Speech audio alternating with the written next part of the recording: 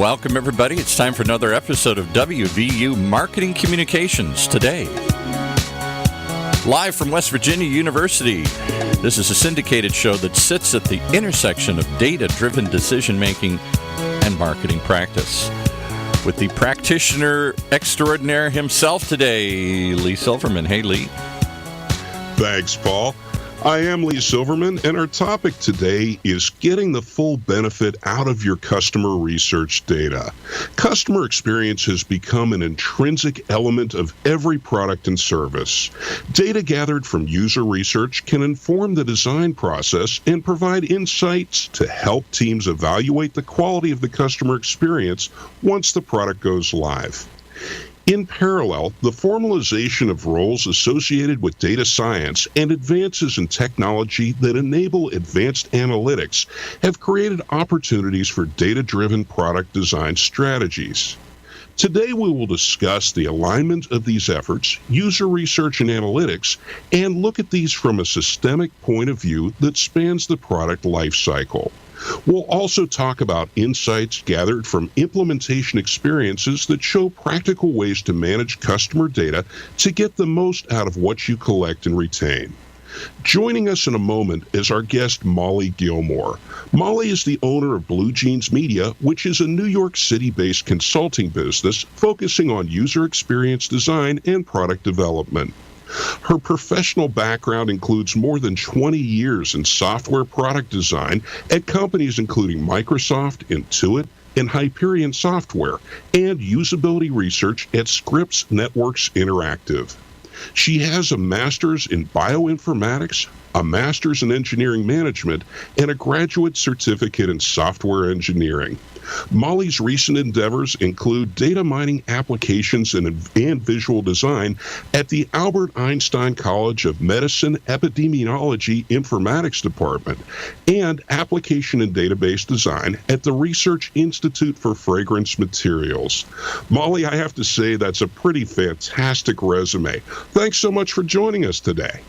Thank you so much for inviting me to speak with you and your audience today to discuss these topics.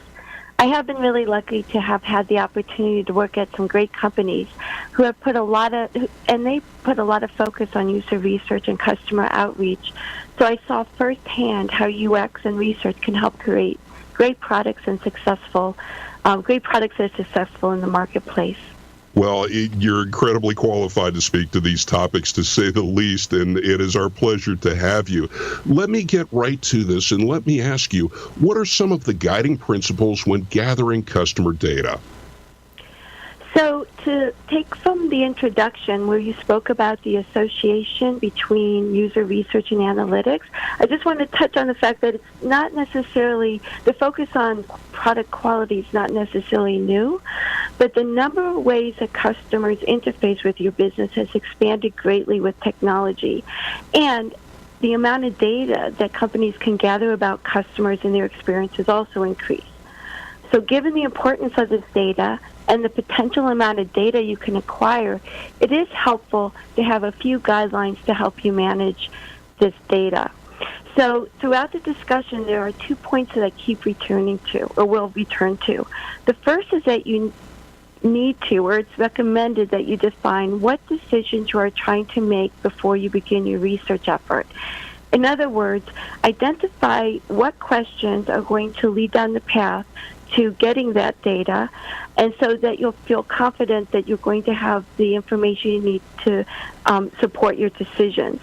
The second point is a practical point, which is look and think about how the data you gather will be stored and how people are going to be able to retrieve that data and relate that data to data that's acquired later on in the product life cycle. And as an example of this, consider an e-commerce site. You may have customer data gathered during initial product design efforts, and then once you go live with the site, web analytic data will be captured that provides insight into customer behavior, whether or not they actually, register with your site or completed a sale. And then when you think about what benefits you can derive by connecting these two sets of data, early data user research and then data gathered from analytics after the product go live, think about how you can join these two sets of data to get a meaningful view of your customer. And this gets back to some fundamental questions as you ask about working with any data. What are the categories of data that are recognizable and meaningful in your organization? If you have a strong user experience influence in your organization, things like the names of persona are going to be recognizable. What is it that's going to enable people in your team and organization to absorb the data and benefit the data and find the data, once it's been acquired? Okay, and this really sounds to me like you need to walk into this with an end-to-end approach, not just start off willy-nilly, if I could say that, but really start to think about what you're gathering, why, how it's going to be stored, how it's going to be used later. Is that some of the idea? That's exactly the idea. But the one thing I want to also highlight is that it doesn't need to be a significant engineering process. Although there are organizations that have very sophisticated technology already set up to do this, it can be as simple as asking yourself, once I have the data, how is somebody else who wasn't involved in the research process going to find it?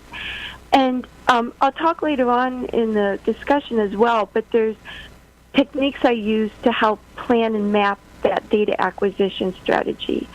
And I think sometimes it's helpful to have a tangible example. So one thing I could say is, let's say you're interviewing a customer and you've outlined a set of questions you're going to ask. It may be that you're gathering the data on a spreadsheet. So you have, one column with a question. You'd want to maintain the question so that users know, the people reading your research later on knows why the customer responded a certain way. You want to maintain the customer response. And then you may have some demographic information that describes that customer and that may be meaningful to people doing market research. So you may have one spreadsheet that has information about a customer and their responses. Then if you're in a tool, even it's something, say a spreadsheet, and then maybe you have Tableau or another open source data analytic tools, you can load those spreadsheets in and perhaps match that persona name or customer demographics to data that you acquired from market research. So it's not only just thinking a little bit ahead about how you organize the data, it might also include, talking with users of your research data to see how they might benefit from it in an easy way. Okay, and that really sounds kind of like a great programming practice that I've always been told, which is document what you're doing for others who might not have been there firsthand in talking about the demographics, as you mentioned, for these customers and someone else who wasn't involved in that process, how they can utilize this later. So let me ask you with that, because you mentioned it didn't have to be necessarily all that complicated to get started and a huge engineering feat. What's a good place to start to build your repository of customer data? What I like to do is, since this, in parallel, this is about user research, is I like to think about the typical milestones that user researchers work through in parallel with the UX designers. Sometimes they're one and the same. And then from each of those, map the data acquired to other milestones of the product development lifecycle, as well as market research and analytics that happen once you go live. So in many organizations, the first thing, there may be market research or business intelligence that gives support to the development of a new product or feature. But one place that many UX researchers and designers start with is a definition of a persona. So, a persona is a prototypical customer. So a lot of times you'll start interviewing typical users or customers, and from that you can identify representative customers that's easier to absorb, and you can depersonalize it. You don't want, privacy of data issues, etc. But it becomes a representative of who you're designing for. And the great thing about personas is that they're associated with the emotions of the customer, their expectations and goals for your product, and sometimes, so you have the definition of persona, the underlying data that you gather to form those personas, which may be quantitative. And then you may have other types of documents like empathy maps that highlight the emotional aspect and can convey a three-dimensional person to other members of your organization, and also convey design intent.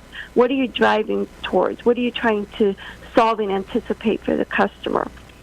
So in thinking about this first step, you have three different types of data. You have quantitative data, maybe a range of income, demographics that underlie the formation of your persona. You have a persona, and then you have documents like an empathy map. And so how do you store that disparate types of data? And so this is where, the great thing about all the advances in technology is you have lots of options that aren't expensive. So you may have Excel spreadsheets that could be easily transformed into an open source or a relational database. You have document management systems where you can upload the data. And here's where it takes to, but to think about it, separated from the user research, someone that has access to that document management system, how are they going to find that data about the persona? So that's when you think, again, it can be simple. Do you have a dictionary of personas, where they would find the persona, information about them, and then key terms. And then those can be metadata, either keywords in a document management system, or if you're a little bit more sophisticated, you have things like NoSQL databases that let you store unstructured or different, unstructured data with metadata so it can be easily found. The one note I will add to this is that it's also important to think about the longevity of your data and what the balance of resources that you have available to dedicate to building a customer insight database versus resources that are dedicated to the actual product development team. And like I said, there's technology out there to help you change within that range of complexity. And, you may have research data that is current for the roadmap for the year. So you may get data that about a feature that's not implemented in the first release, but is going to be implemented 6 months later. You would want to think about how information from the user captured 6 months earlier can be found once the development and design team is ready to move towards the realization of that feature. And then one last point about the beauty of technology is with machine learning, which is an important topic these days. For those types of things, longevity and history of data may be more relevant to training data sets. So again, it's a conversation with other members of your organization on how to make best use of that data. Okay, and it sounds like I hadn't heard persona said that way before, which is fascinating. You are getting these characteristics of these folks and, in a sense, depersonalizing it, but still having it. And beyond that, there's quite a bit of interesting things there you mentioned about the emotion side and measuring that. And we've only got maybe another moment before we have to go to break, and we can come back and continue to talk about that. But is there anything else you wanted to add, and do you think I'm understanding the persona type idea? Well, when I said depersonalize, I mean taking specific identifiable data away. But the benefit of a persona is it creates a real life, it communicates more than just quantitative data about the person. So when designing a feature, and in my class I give an example of somebody that's building a pet sitting site. So when you think about, somebody wants to hire someone to watch their dog while they're on vacation. But in a persona, you're going to think about, well, this is maybe the mother of 3 children, and they have a family pet who's almost important as their children. They care about them. So all of a sudden, safety, is this person going to be safe? And one of their needs is to, the priority is to understand that their pet is going to be extremely well taken care of. And how are they going to know that? So all of a sudden, by building this persona, you start to see the full picture and satisfy only not just the one need, which is to hire a sitter, but these other needs, which is I need to feel safe, I need to be informed. So that's really the great thing about a persona. And as mentioned, it's a great tool to, that inspiration you get from the customer by talking to them, to share that with the rest of the organization. Well, that clarifies it beautifully with that example. Let's take a break. We'll continue with that when we come back. And Paul, back to you, sir. And just a quick shout out to remind you that, as we all know, marketing is more than ads and press releases, really. Marketing's more about building relationships, we're talking about today. Connecting with other marketing professionals can be a big part of that as well. And there's a place you can do that at West Virginia University's upcoming Integrate Conference being held in Morgantown, West Virginia, right smack dab in the middle of first week of August 1st through 4th. Network and learn from industry leaders. Speakers representing large and innovative organizations will be there, like Cisco and Facebook, as well as agencies like Cappuccino and Fujikata. You can register today. It's pretty simple, and be part of the Integrate Conference in Morgantown, West Virginia this summer. Just register at integrate.wvu for West Virginia University, integrate.wvu.edu. And after you do that, you might want to check out West Virginia University's online data marketing communications program. The people that put this show on every week. It's the first graduate program to focus on data's impact on marketing communications. You can learn through them innovative strategies from award-winning faculty as you shape the future of marketing. Imagine being part of that. Learn more at DMC for Data Marketing Communications DMC.wvu.edu. Lots of letters that all spell out Data Marketing Communications, West Virginia University. DMC.wvu.edu. I don't know, Lise. One of these days I'll figure out how to read 9 letters in a row without stumbling over it here. I think you'll get it down to a science, my friend. So, welcome back, everyone. Our topic today, again, is getting the full benefit out of your customer research data, and our special guest is Molly Gilmore. We've been talking with Molly most recently about the idea of personas. We talked about a little bit about measuring emotion, and Molly, I'd like to ask you a little bit more about that. Technical advances have enabled the acquisition of other types of customer behavior, such as eye tracking and also measuring emotion. How is this type of data managed? So there have been so many advances in technology that make things like eye tracking software accessible to usability testers.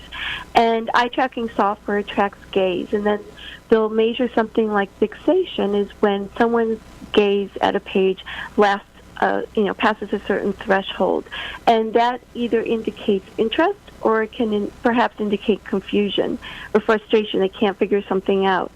And these tools do a great job. They generate heat maps and other visualizations. But, a lot of times each one of these tools is one component of your user research and usability testing. So for these types of situations, what I tend to do is I'm a little bit more precise about this, is definitely document the full set of steps that make up the test, what, why, and how. And then I'm pretty precise in recording the unit of scale, the unit of measure, what it is that they're measuring, what were the interpretations of the data. And I do this because it's not guaranteed that every tool that you use, even if they're performing the same type of task, is going to give you the data in the same format. And since it is, measuring physiological responses to things, that you do want to be a little bit more scientific about it so that you can feel confident that you've interpreted the data, especially when comparing across tools. And just on that point, there's a lot of research as well that's trying to use biometric data to gauge emotion. And again, I think more and more they're getting more and more accurate, and things like that are, can you tell from the way that someone's eyes dilate whether or not they're happy or frustrated, etc. And the last time I looked, it's still not always 100%, but it's definitely something to keep track of because they're getting more and more sophisticated. Okay, and let me ask you, as we've talked about the measuring of these behavioral characteristics, and the idea of measuring the eye movements and everything, to me is just fascinating. But what about aligning the early research data with customer behavior data, gathered once the product has been released? So if we go back to some of the typical milestones when designing a product, you have a persona, and that persona may lead into a user scenario, which outlines, the steps that a customer is going to take for a specific task. And then you may have usability testing that tests the implementation of the interface to complete that user story. And you may want to recruit testers based on those personas, because the design, there may be nuances to that are specific to a certain persona, or things about this persona that the design was intent on satisfying. So you have that sense. And then once you go live with the product, with analytics, you may want to track metrics based on audience and segmentation that is that is created by looking at those initial personas. So how you divide the audience based on the feature and the person using that particular feature. And then it's a circle. It's a circular type of data flow. So, sometimes there's something called A/B testing, where you're testing a specific feature or a unique change in a web page, and you see how users, either randomly or divided up without based on sequentially, how they respond to that particular change, and you can then get a sense of whether or not it's successful. And then sometimes people use that testing to then feed back in to better refine their persona. So, the data flow it's linear, but then it circles back around. And the nature of product development is always iterative, and there's always a time to design and then improve. The other aspect from, thinking about user research is that once you get that data back, how well did the people personas behave as expected? Was the feature designed? It helps you calibrate your own methodology and success in gathering data and interpreting that data. One other example of that is, let's say that in user research, you realize that different people in different demographic or geographic locations refer to something, a product, in different terminology. So that can definitely feed into some type of customization or recommendation system to say, when they look for a product with a certain search term, I'm going to interpret that or customize the content back. And then the feedback loop to come back and say, okay, well, how well did I interpret that expectation of how customers are going to search, or even raise the flag that we do need to build this into the logic with the personalization algorithm to take into consideration the different terminologies that people use based on their location. Okay, so the personas is feeding into a segmentation type effect, and we can do test groups and these sorts of things. And let me ask you, we only have about another minute or two remaining in this show, and this has all been wonderful, but in that time remaining, what are some of the other benefits of aligning user research and data analytics that you might share?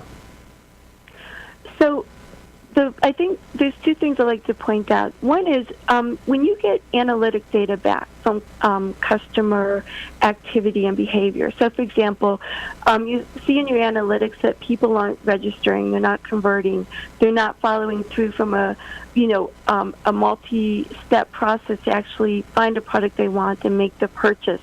That will tell you what the customer did, but it doesn't tell you why. So this is one really strong association and beneficial association between analytics at the once the product is live, as well as user research that tells you the why, because the why is going to give you the insight you need to actually improve the design. And then the last thing I want to talk about is that in today's environment, the customer journey touches there's multiple touch points, multiple interfaces spanning multiple technologies. And so it's really important to take a holistic look at that. And one thing I recommend for that is, there's something called the customer journey map. There's lots of information out on the web about that. But I use that as a way to map out my data collection strategy, as well as, once the intent of the customer journey map is done. I also use that because it's a good guidepost of where the customer is going to interact and perhaps what type of data you can gather, and then how you're going to match that up. That is excellent. Molly, thank you so much for joining us today and for sharing all your expertise. Thank you again for having me. I really enjoyed it. You bet. We'll hope to have you back again sometime. On behalf of the West Virginia University Reed College of Media, thanks very much to all of our listeners. We hope you got some great information out of today's podcast. Paul, back to you.